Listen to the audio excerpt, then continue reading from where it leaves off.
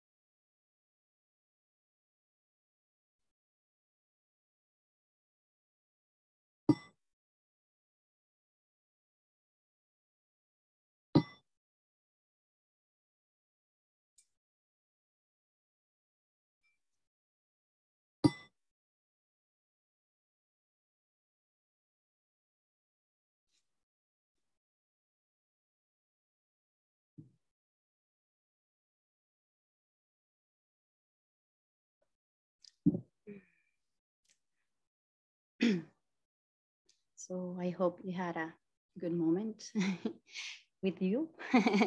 We always have good moments, maybe with our friends, but we also must enjoy the moments with ourselves, which we hardly do in this crazy life sometimes that we have.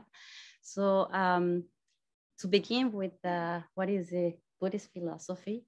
First, to understand that philosophy is a way of living. So it has nothing to do with religion or things like that. It's a way of seeing things and a way to live. You know, we practice philosophy, and even if you think it's not real, but it is real, we practice the philosophy 24 hours a day, even while we're dreaming, because it's a philosophy where we are always observing our mind. At the beginning, it might seem hard to think, how am I going to observe my mind all the time? And also, it takes a lot of effort to do that at the beginning, but then afterwards, it gets pretty easy and pretty amusing. You know, it's we have a lot of fun watching our mind. And obviously, high practitioners are going to be able to really observe their mind, the behavior of their mind, the thoughts while they're sleeping. So that's why we said we can do it 24 hours a day. But it's important to understand, you know, this false perception of Buddhism as a philosophy, where a lot of people think sometimes we meditate or we practice, because practice and meditation is the same thing. So people might think, you meditate all day long. So you're sitting in silence all the time there. So no, it's not really that the case. You know, it happens to some people and some practitioners and high yogis, we call them. So, you know, big practitioners that they have a lot of knowledge already to put into their meditation, that kind of practice within their spirit. But us, we have regular life, we have to work, we have to cook, we have to eat, we have to do a lot of stuff, but it doesn't stop us to be able to practice it. So philosophy, actually, we do use two kinds of meditations, which is important to understand.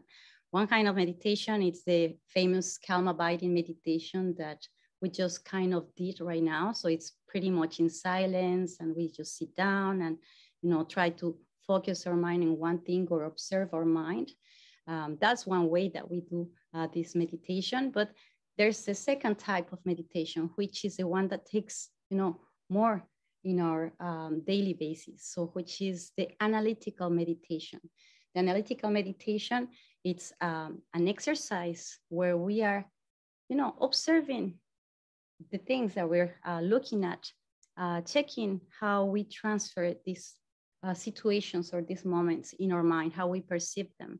And we try to figure it out if it gives us any kind of suffering or any kind of, you know, it bothers a little bit this situation, that situation. And then is where we try to transfer our mind to be able to see that situation in a different way. But the analytical meditation, as it is said, analytical, it means we try to understand better the phenomena or the things that we watch, and also to understand better the spirit. Actually, that's why in philosophy we study a lot how our mind or our spirit or consciousness works. There are 84,000 sutras or 84,000 books, and all of them, they talk about the behavior of the, or the science of the spirit. Actually, it's pretty much about it. So there's a lot of components that makes our spirit or mind to see things or observe things in certain way. So analytica will help us to like, okay, I see this like this, but how can I change it to transform and to have less suffering, or to finally one day get rid of suffering? So find this Buddhahood or this enlightenment in the mind where everything is going to be clear. So to be able to arrive to this analytical meditation, where in which we use most of our time, we need 3 steps, or we call them 3 type of wisdoms. Lama Santen, he was talking a little bit about wisdom, but there's many ways that we can observe the wisdom. We were talking in the morning, the importance of compassion, but at the end also the Lama was explaining the importance of applying wisdom on things in their mind. So 3 kinds of wisdom. First type of wisdom, before arriving to the analytical meditation, we call it the wisdom of listening.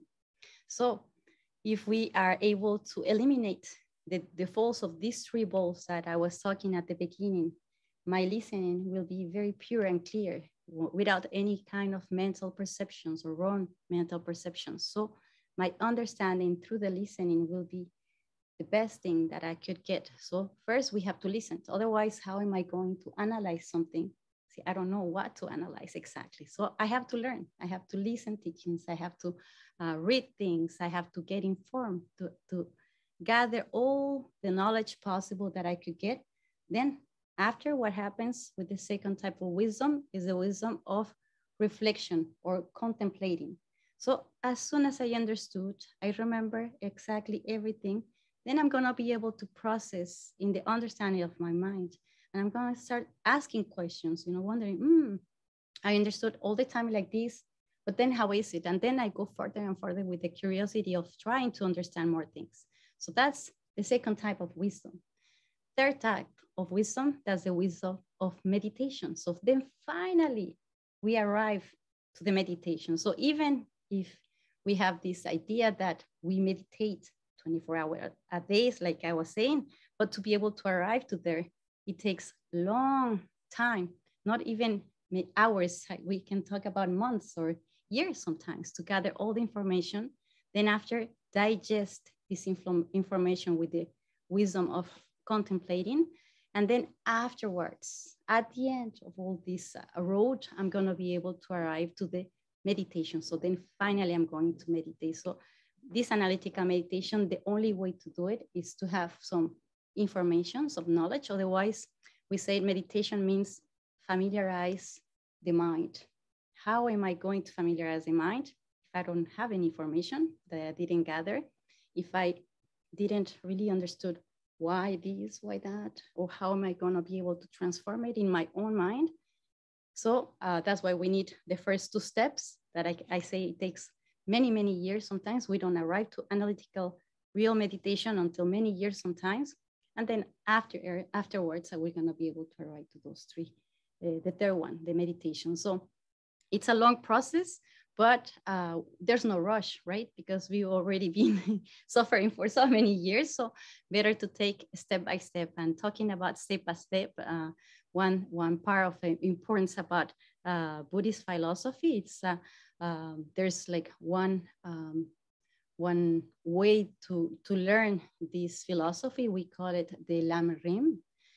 Lam Rim, it's a Tibetan word, but actually what it means, Lam, it means the path, and then Rim, it means the stages. So the beauty about the philosophy is that they don't tell you like, okay, find happiness. Oh, okay, but then how am I going to find happiness? Obviously it takes things. It takes a path, a road to take, and then it takes stages, or it takes steps to take it. It's like we want to go to the high part of the mountain, but then we have to start from the beginning and then step by step, and then we're going to be able to get there. And we have to train to be able to go up there, right? We cannot just think, okay, I'm going to go to the Everest one day. I arrived. It's not that way. We have to get all this preparation and all these instructions, information, learning process that will, get me to that part. But when I'm talking about this higher part, this top of the mountain, sorry, what it means actually to be, what will we find at the top of the mountain? Do you know what is to find? What are you looking for up there? What is it? Loneliness. Loneliness? We're gonna be alone up there. No. What is it? Find yourself. Find yourself, yeah. And then when we find ourselves, because we're finding ourselves through the process, like step by step, we're just discovering our mind. But what is the peak of the mountain? What else the peak of the mountain represents? We say Lam Rim, we say the path in stages or in steps and steps. But what are we searching for? What are you guys searching for? Have you asked yourself? What are you searching for? Happiness. Yes, thank you so much. Simple answer, right? But then really, sometimes we follow things and then what am I doing? Why am I following this? What am I really looking at? So one of the strongest part of the philosophy and to go through all this path that I'm telling you with all these stages is to know what goal am I searching? Because if I have no goals, it's like a little bit like this, then it's quite hard to find really what I'm wishing for, because it's like being blind and trying to, with the, how do you say, flesh, with the arc and what? Bow and arrow. Bow and arrow. Thank you so much. The bow and arrow. And then if I'm blind, I won't be able to point the right place. So important things to find, what is my motivation to do all this? Where am I sitting all these hours listening to teachings or reading things? And, I feel confused, I feel suffering, but then I understand exactly, there's so many things in front of us, a lot of information to know that we have internet. So it's important always to go back, step back a little bit and try to think, what am I looking? So for us, this end of the mountain or the end of the road, however you might want to see it, it's to find this great happiness. And it's like Lama Santen was saying, it's not like he was talking about compassion. There's compassion and great compassion, right? So same thing, we have found happiness, but the happiness that we have found, it's very temporary. It's only for a fraction of time and then it goes away. Big suffering, right? Again, because it's gone. So what we search for, it's this ultimate happiness that will really makes us be maybe lonely, but at least in a happy state, We don't need to be nourished by anything else, because inside we will have in our mind full happiness. But this happiness that will be permanent, it won't be anymore temporary. So what is this? Well, this is what we call enlightenment or Buddhahood, or having the Buddha mind. All these little things that you have heard from right to left, this is all are the synonyms. So what is Buddhahood? Because yes, I want this permanent happiness, but I still haven't experienced it, right? So we don't exactly know what is this permanent happiness. We have experienced temporary, and temporary is still very close to suffering, because like I said, as soon as we have it, and if it's gone, we suffer. So then it's not really good happiness. We can enjoy this temporary happiness, but we have to understand, understand. Yeah, you have a question, Alan? Could it also be contentment with understanding, that a sense of happiness, but you're content, you understand all the things, but you're still content with that, and you're content with, i.e. the loneliness at the top of the mountain, you're still happy with that? Could that also be a way of saying it? Totally. The importance about this temporary happiness that we still experience, it's to understand that it's temporary, that we cannot have this forever yet, because it's temporary. So we can find enormous contentment because we know how small the fraction of the time of this happiness we might get. So then we just find contentment. We really appreciate the moment, but we don't get attached to the moment. So what we keep searching is this ultimate happiness, but we'll never be angry with the temporary happiness, okay? Always be happy, really enjoy it, but never being thinking that it's forever, because it is not yet. We haven't attained the high of the mountain. Thank you very much, Alan, for that. So, so it's important to understand, okay, I want to attain that. So what it takes all the road, not many different roads, because otherwise we're going to be around the mountain to be able to go to the top. It's really one road straight, and then we follow the path and we go step by step, like the Everest, I don't know, but the hikers, they go one part and they stay there a little bit, and then after they go another part and they stay there. So it's exactly the labyrinth. It takes you step by step. So then you're comfortable there, then we go to the second step. So these steps, what are they? We call them small scope, medium scope, and great scope. So it is a little bit divided in 3 different levels, but it doesn't mean that I am in small scope, that I'm not good and I should only go to great scope. So I just want to skip the other scopes and then, like skipping grades or something like that. No, it doesn't work like that, because it won't be useful. It's important to, be acquainted, to get used our spirit to different kind of knowledge that will lead us at the end to this great scope, and then afterwards to enlightenment. So I was saying before, what is enlightenment? What actually it really means? So we call also like Buddha, we call Buddha Shakyamuni. His name was Prince Siddhartha. But once he attained enlightenment, they call him Buddha. At the time, it was Sanskrit language. So Buddha is a Sanskrit word. But what does Buddha means? You know, also in Tibetan, we call them Sangye. So what it means, Buddha. So we divided Buddha in 2 syllables. Bu, the first one, it means this mind.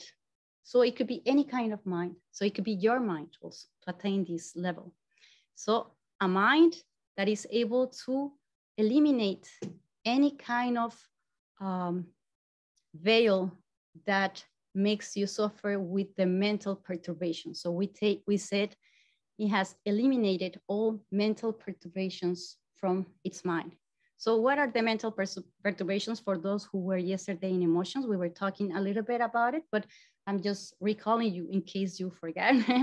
But I guess you can really, know which mental perturbations could be. So mental perturbations could be anger, sadness, jealousy, too much arrogancy, any kind,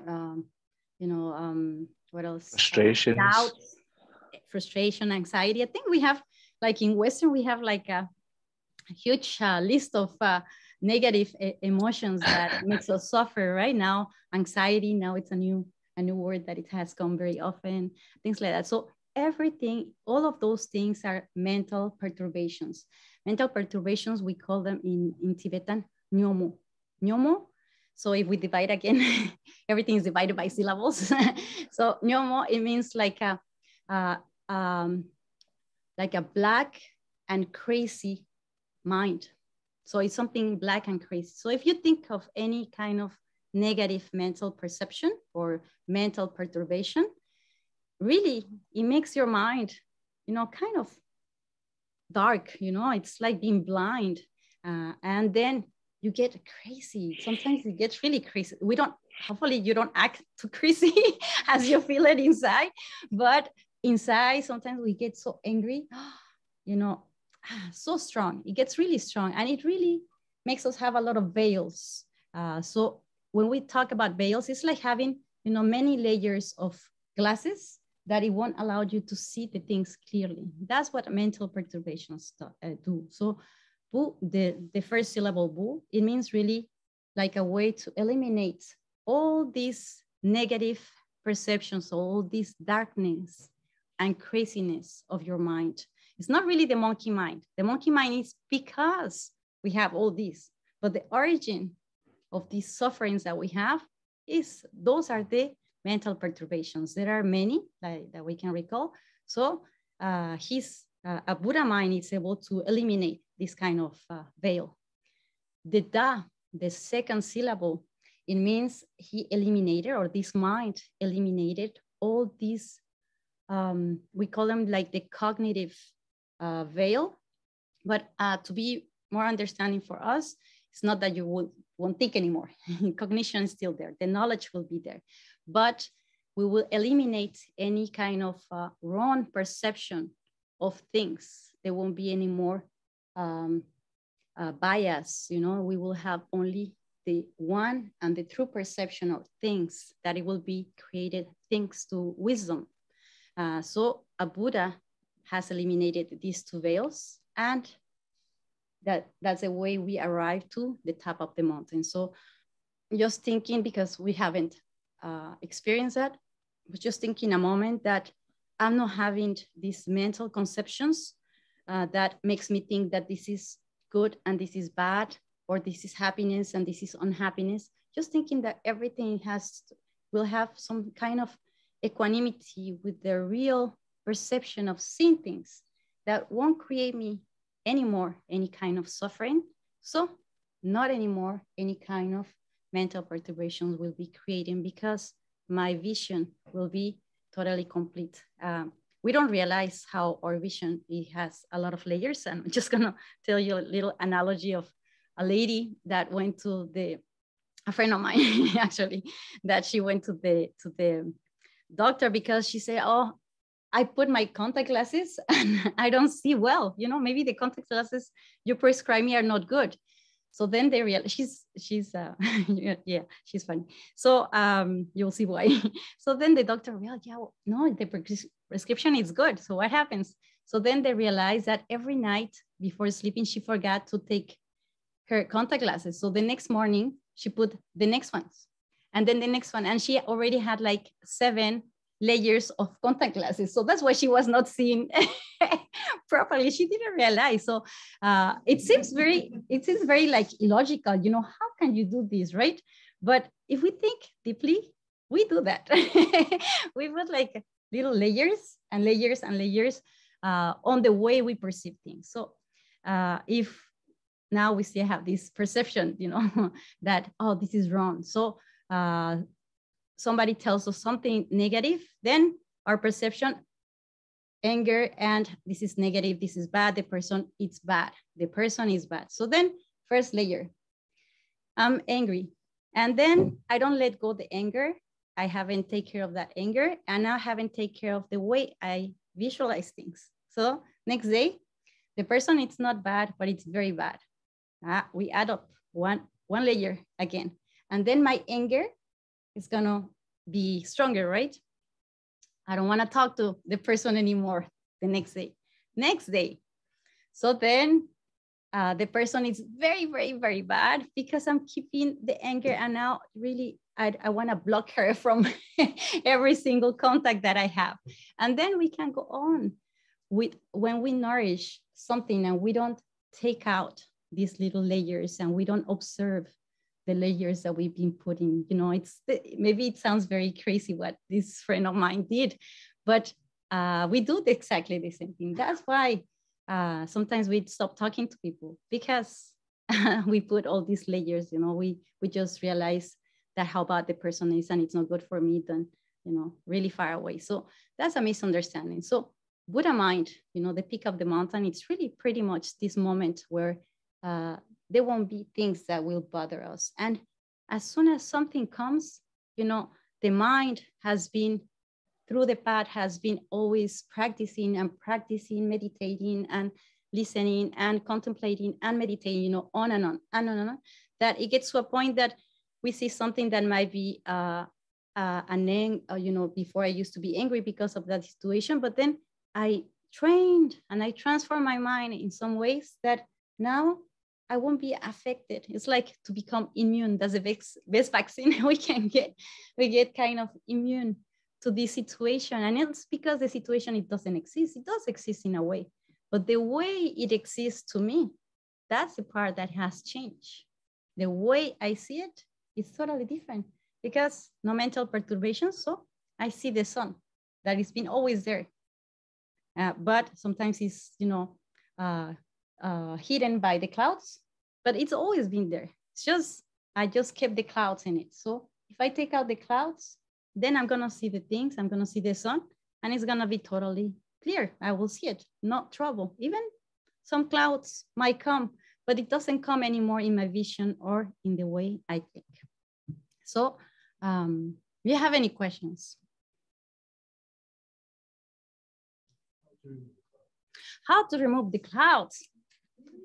You take the path.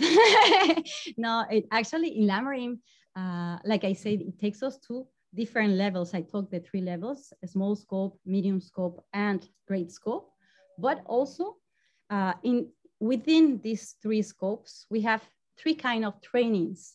They call it the 3 baskets, you know, the way the great arhats, the great masters that follow Buddha, that's the way they divide a little bit the teachings of Buddha, because Buddha, he had omniscient mind. So he was able to talk to students the best way they needed because he was able to understand their other people's mind.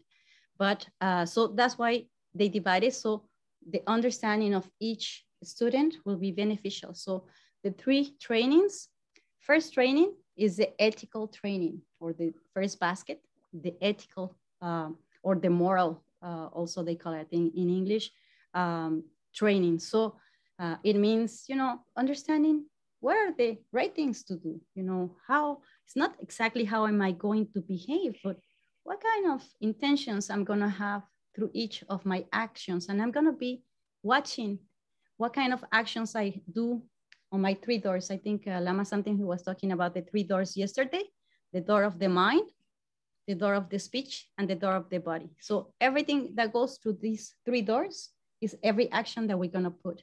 But every action is pushed by some kind of motivation or intention that we have. So in this first training, we look up on what kind of intention I have to do this action. If it's really a compassionate, with great compassion action, then the nature of the action and the result of this action, we have the same nature.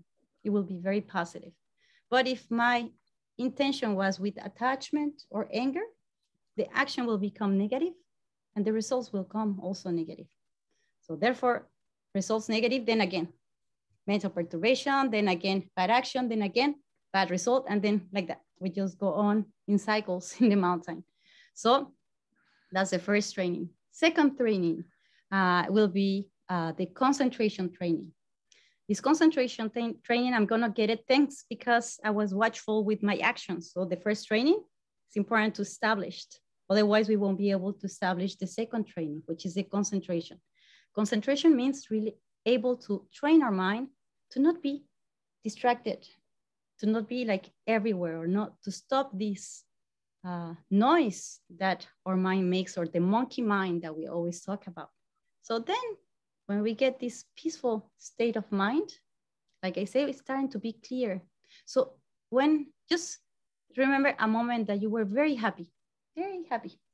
So even somebody tells you a little bit negative, since you're so happy and so calm, you don't care.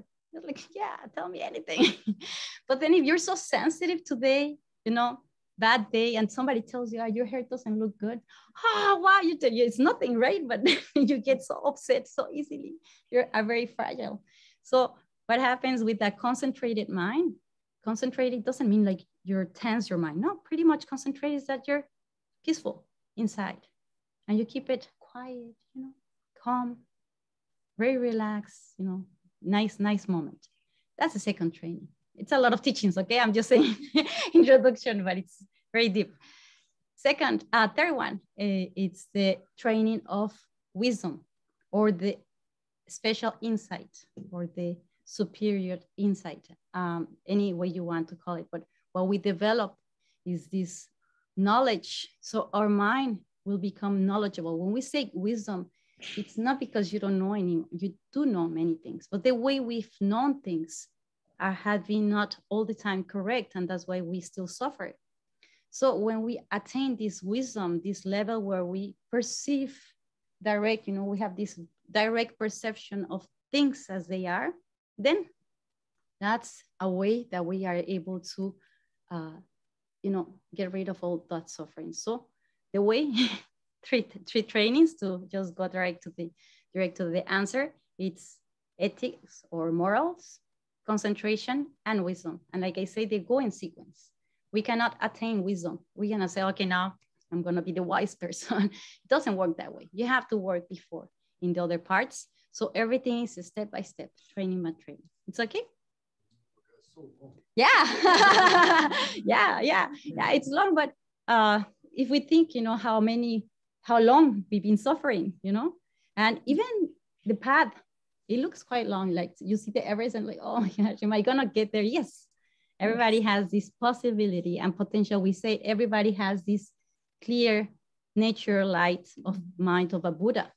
So we all do have this potential.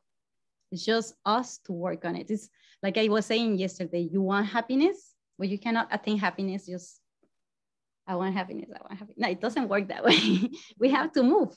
There's always a movement. And even if we're sitting, what happens in our mind, there is a movement. The mind is always working all the time. That's why it bothers us so much, even though nobody's around. Sometimes we're like, oh, so sad or so angry.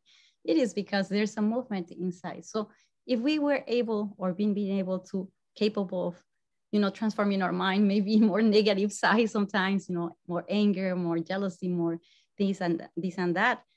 We've been putting some kind of effort that we haven't realized, but there's been a work that you've been doing already. So if we just can transform it, but more in a positive and the good direction, then it's gonna be easy, but it will take effort. I cannot say, yeah, tomorrow we will attain enlightenment. It will be very around answer if I could give. It is a long way, but it depends. If your motivation, you have great motivation to find happiness and to get rid of suffering, then why not? We have to start by something. Somebody else have a question, because I know that lunch is pretty soon. So do you have any questions? Zoom, do you have any questions, people? Hello, Jacqueline. My friend from Montreal. So if you don't have any more questions, we're gonna just do a little more chanting that I will do, because I want you to eat pretty soon. So when I'm doing this chanting, I'm gonna do it in English and then after in Tibetan. Just while I'm doing it, I really invite you to wish that whatever was beneficial for you, you won't say only beneficial for you, but to share it also, not verbally all the time, because not everybody is ready to listen to those things, but maybe only a wish in our mind, to wish that people could find these little lights inside their hearts and in their minds to have less suffering. Because we know, as we understood suffering and we experience suffering, we know others also having suffering. So it makes us more sensitive to those things. So I'm just gonna do this, and well, like I'm doing, like I said, just trying to like send this a good wish and love wish to others to be more with a little light inside. May the precious mind of enlightenment awaken in those in whom it is still dormant, never diminish in those in whom it is already present, and may it flourish forever. Chanchu Senchu Rinpoche, Make Panan Ke Joshi, Ke Panyam Pa Me Pa Yang, Kone Kom Tu Pe Wa Shu.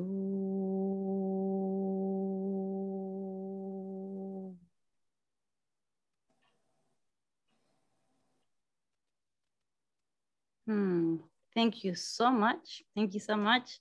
And have a good lunch. Thank you. And then I guess the next moment, I have no idea. I don't know. What time do we see again? At 2 o'clock? Yeah. Okay. 2 o'clock or 3? 2, right? Okay. 2 o'clock. So I don't know if we're going to close it or not, but at least we meet again at 2 o'clock. So thank you so much, everyone. Thank you. Thank you. Bye. Bye, everyone. Bye, Jacqueline. Okay, bye, everyone. Bye, Paula, Olga, everyone. Goodbye, everyone. Bye. Bye. See Bye. you too. Bye.